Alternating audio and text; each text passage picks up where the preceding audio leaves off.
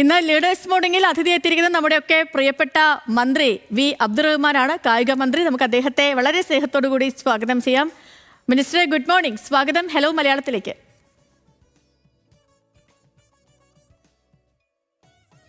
Morning, very very good morning.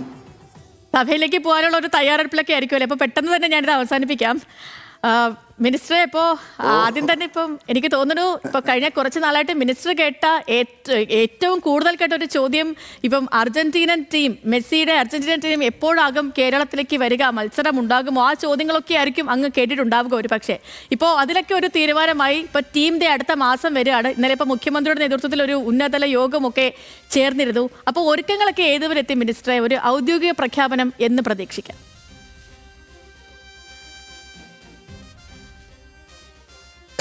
ഇന്നലെ നടന്ന മുഖ്യമന്ത്രിയുടെ ഔദ്യോഗിക യോഗത്തിന് ശേഷം കാര്യങ്ങളൊക്കെ വളരെ വേഗത്തിലായിട്ടുണ്ട്.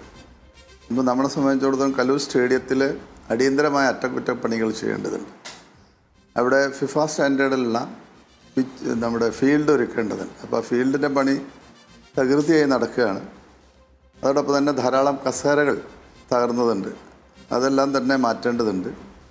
അതോടൊപ്പം തന്നെ ഈ ലൈറ്റുകൾ എല്ലാം തന്നെ മാറ്റി സ്ഥാപിക്കേണ്ടതുണ്ട്. അപ്പോൾ യുദ്ധകാല അടിസ്ഥാനത്തിൽ അത്തരത്തിലുള്ള പണികളൊക്കെ തന്നെ നടക്കുകയാണ്.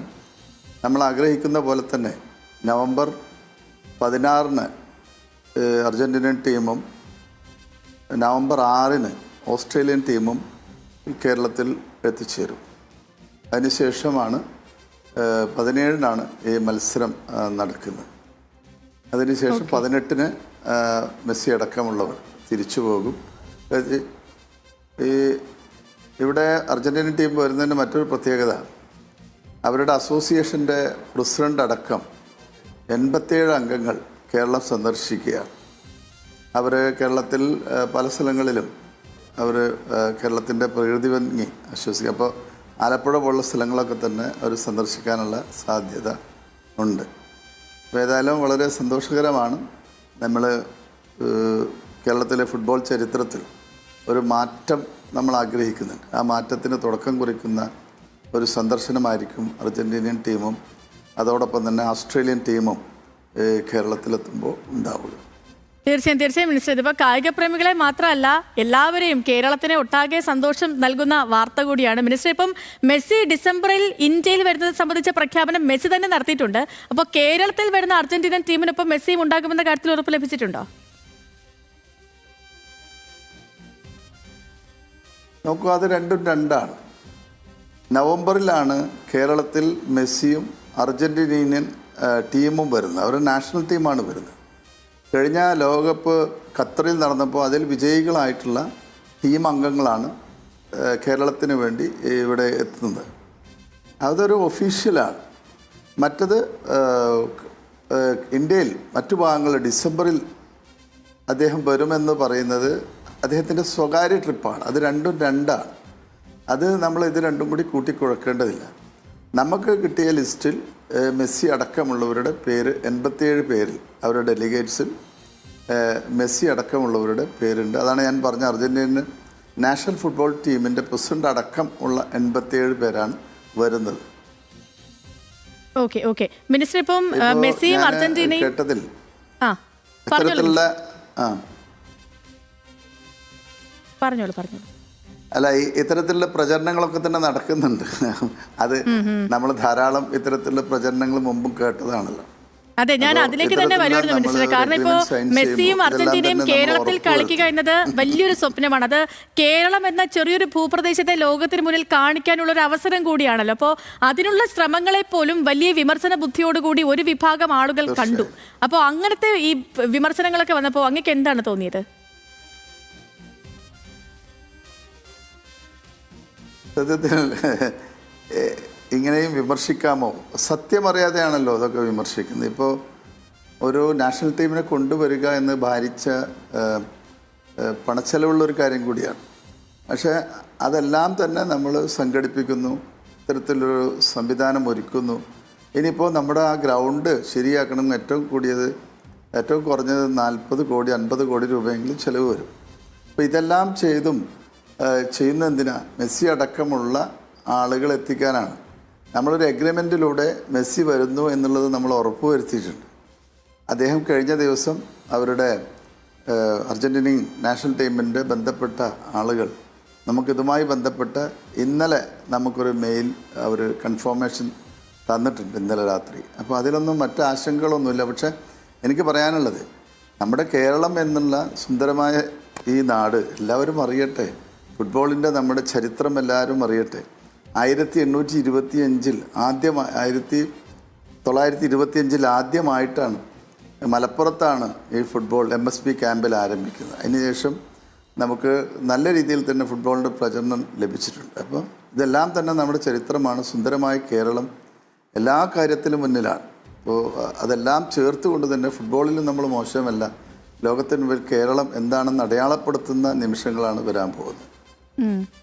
തീർച്ചയായും മിനിസ്റ്റർ, ഇപ്പം എല്ലാവർക്കും മെസ്സിയെ കാണാൻ അവസരം ഒരുക്കുമെന്നാണ് അങ്ങ് തന്നെ പറഞ്ഞത്. അപ്പോൾ ഒരു ഫാൻ മീറ്റ് ഒക്കെ പ്രതീക്ഷിക്കാമോ?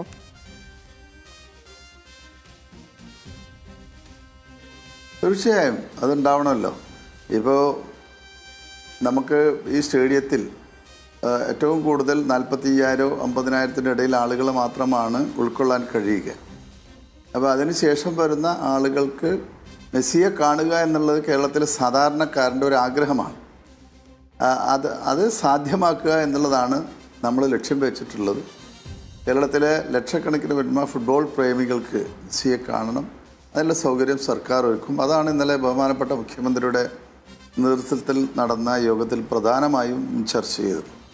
അപ്പം അതുകൊണ്ട് തന്നെ അത് സാധ്യമാക്കും. അതെവിടെ വേണമെന്നുള്ളത് പോലീസിൻ്റെ പരിശോധന നടക്കുകയാണ്.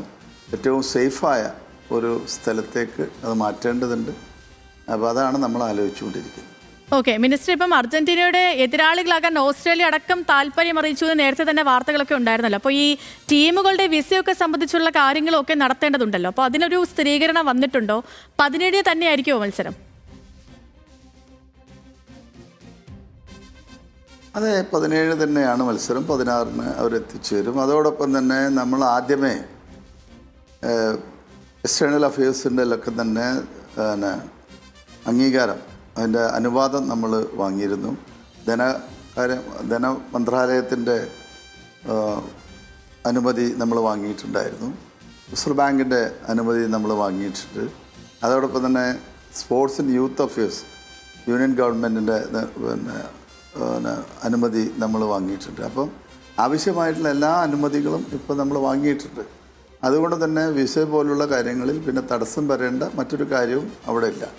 അപ്പോൾ ഇതോടൊപ്പം തന്നെ ഓൾ ഇന്ത്യ ഫുട്ബോൾ ഫെഡറേഷന് ഇതുമായി ബന്ധപ്പെട്ട കാര്യങ്ങൾക്കുള്ള നമ്മൾ അതിൻ്റെ അറിയിപ്പും അവർക്ക് നൽകിയിട്ടുണ്ട്.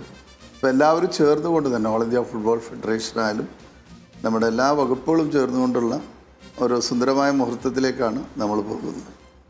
ഓക്കെ മിനിസ്റ്റർ, അപ്പോൾ അങ്ങനെയാണെങ്കിൽ ഇനിയിപ്പോൾ കഷ്ടിച്ച് 1 മാസം മാത്രമാണ് ഉള്ളത്. നമ്മുടെ സ്റ്റേഡിയം ഇപ്പോഴും അങ്ങ് പറഞ്ഞതുപോലെ തന്നെ അറ്റകുറ്റപ്പണികളൊന്നും പൂർണ്ണമാക്കിയിട്ടില്ല. ദേശീയപാതയുടെ നിർമ്മാണം പലയിടത്തും നടക്കുന്നുണ്ട്. അപ്പോൾ ബ്ലോക്ക് ഉണ്ട് പലയിടത്തും. അപ്പോൾ കൊച്ചി പോലൊരു നഗരത്തിൽ 5 ലക്ഷത്തോളം ആളുകൾക്കൊക്കെ എത്തുമ്പോൾ എല്ലാം നടത്താൻ ഇനി സമയമുണ്ടോ മിനിസ്റ്ററെ നമുക്ക്? അതെല്ലാം ചെയ്യാവുന്നേ. അതൊന്നും നിങ്ങൾ അത്ര ഒരു ഇതൊക്കെ നമ്മൾ ഏറ്റെടുത്തു കഴിഞ്ഞതാണ്. അതിൻ്റെ ഏറ്റവും പ്രധാനപ്പെട്ട ഒരു കാര്യം, ഇതിൽ സമയമെടുക്കുന്ന ഒരു കാര്യം ഫീൽഡ് ശരിപ്പെടുത്തുക എന്നുള്ളതാണ്. ഈ ഫീൽഡ് ശരിപ്പെടുത്തുന്ന ജോലി നമ്മൾ 15 ദിവസത്തിന് മുമ്പ് തന്നെ തുടങ്ങിക്കഴിഞ്ഞിട്ടുണ്ട്. അതിനാണ് നമുക്കൊരു 45 ദിവസം വരിക. അപ്പോൾ കളി തുടങ്ങുന്നതിന് ഒരു 30 ദിവസം മുമ്പ്, ഏകദേശം 30 ദിവസത്തിന് മുമ്പ് തന്നെ നമുക്ക് ആ കാര്യങ്ങളൊക്കെ തന്നെ പൂർത്തീകരിക്കും. ഏകദേശം നമ്മുടെ ഫീൽഡുകൾ ഏറ്റവും നല്ല രീതിയിൽ മാറ്റിയെടുക്കാം എന്നുള്ളതാണ്. കൊച്ചിയിലെ ഫീൽഡ് ഏറ്റവും നല്ലതാണ്. അപ്പോൾ അത്തരം കാര്യങ്ങളായിരുന്നു നമുക്കൊരു പ്രശ്നം ഉണ്ടായിരുന്നത്. പക്ഷേ അത് പരിഹരിച്ച് കഴിഞ്ഞിട്ടുണ്ട്. പിന്നെ ഈ കസാലകളുടെ റിപ്പയറുകൾ, ബൾബുകൾ മാറ്റുക, നിങ്ങൾക്കറിയാലോ. അതേപോലെ അവിടുത്തെ ടോയ്ലറ്റുകളൊന്ന് വൃത്തിയാക്കുക, അവിടെ പാർക്കിംഗ് ഏരിയകൾ വൃത്തിയാക്കുക, അതൊക്കെ പിന്നെ വളരെ പെട്ടെന്ന് തന്നെ നമുക്ക് ചെയ്യാവുന്ന കാര്യങ്ങളാണ്. സർക്കാരിൻ്റെ എല്ലാ വകുപ്പുകളും ഇതിനു വേണ്ടി ഒന്നിച്ച് പ്രവർത്തിക്കുകയാണ്. അപ്പോൾ അതുകൊണ്ട് തന്നെ മറ്റൊരു തടസ്സവും ഇവിടെ ഉണ്ടാവാനുള്ള സാധ്യത ഇല്ല. ഓക്കെ ഓക്കെ മിനിസ്റ്റർ ഒരു കാര്യം കൂടി ചോദിച്ചാൽ അവസാനിപ്പിക്കും. ഇപ്പം മെസ്സി വരും എന്നായപ്പോഴാണ് അന്താരാഷ്ട്ര നിലവാരമുള്ള ഒരു സ്റ്റേഡിയത്തെക്കുറിച്ചൊക്കെ നമ്മൾ കാര്യമായിട്ട് ആലോചിക്കുന്നത്. അപ്പോൾ നമ്മുടെ സ്റ്റേഡിയത്തെ ഇതിലും നന്നായി പരിപാലിക്കണമെന്ന് ഒരിക്കൽ കൂടി ഓർമ്മിപ്പിക്കുകയല്ലേ ഈ കാര്യങ്ങളൊക്കെ? പുതിയൊരു സ്റ്റേഡിയം അത് കായിക വകുപ്പിന്റെ പരിഗണനയിലുണ്ടോ മിനിസ്റ്ററെ?